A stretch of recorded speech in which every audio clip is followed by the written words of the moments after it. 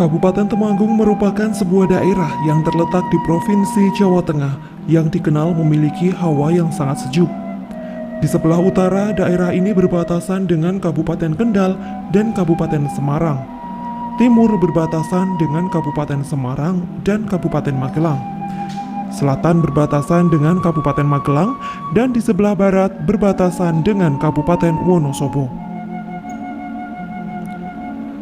Memiliki 20 wilayah administratif kecamatan, secara geoekonomis daerah ini dilalui oleh 3 jalur pusat kegiatan ekonomi, yaitu Semarang, Yogyakarta, dan Purwokerto, serta diapit 2 buah gunung yang legendaris bernama Sumbing dan Sindoro. Temanggung memiliki potensi unggulan di sektor pertanian seperti kopi dan tembakau. Seni budaya antara lain kuda lumping atau jaran kepang, topeng ireng, bangilun, hingga minak koncer. Tepat pada 10 November tahun 2022 ini, Kabupaten Temanggung merayakan hari jadinya yang ke-188 dengan mengusung tema Temanggung Tumbuh Berkembang Makin Matang. Patut diketahui bahwasanya sejarah Temanggung erat kaitannya dengan Raja Mataram kuno yang bernama Rakai Pikatan. Bahkan, nama Pikatan sendiri dipakai untuk menyebutkan suatu wilayah yang berada pada sumber mata air di Desa Mudal, Kecamatan Temanggung. Di lokasi yang kini dijadikan sebagai destinasi wisata wahana permainan unggulan air tersebut, terdapat peninggalan berupa reruntuhan batu-batuan kuno yang diyakini merupakan petilasan Raja Rakai Pikatan.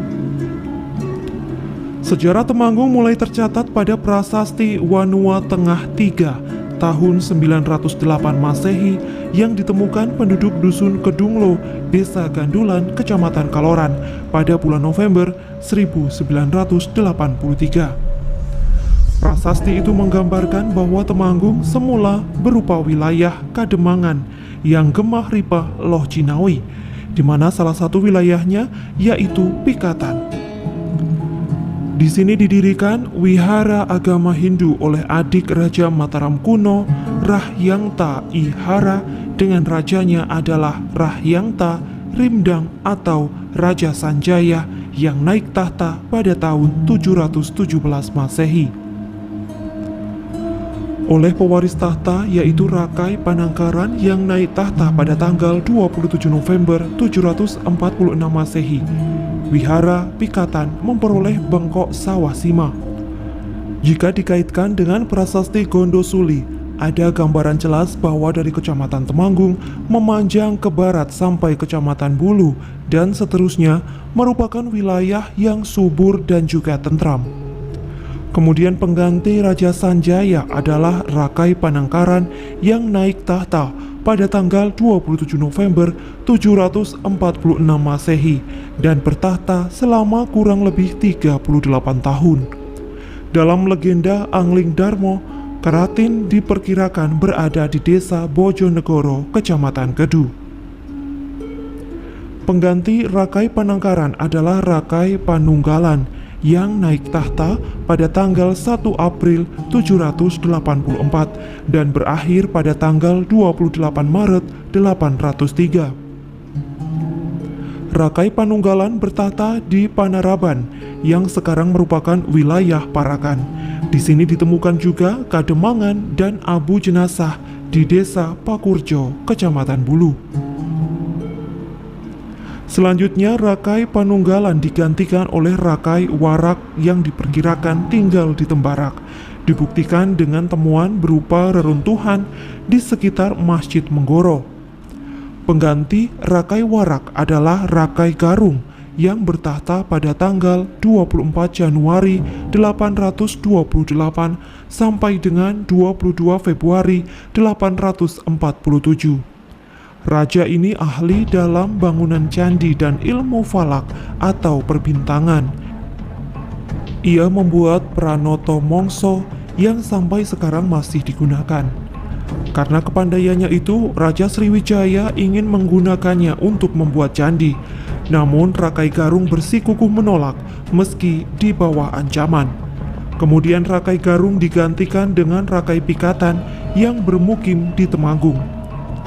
Dari buku sejarah karangan Iwayan Badrika disebutkan bahwa Rakai Pikatan sebagai Raja Mataram kuno berkeinginan menguasai wilayah Jawa Tengah. Namun ia tidak berani merebut kekuasaan dari Raja Boloputro selaku penguasa kerajaan Shailendra. Oleh karenanya, untuk mencapai maksud tersebut, Rakai Pikatan membuat strategi dengan mempersunting Dyah Pramodawardhani yang tak lain adalah kakak Raja Boloputro dengan tujuan untuk memiliki pengaruh kuat di kerajaan Shailendra.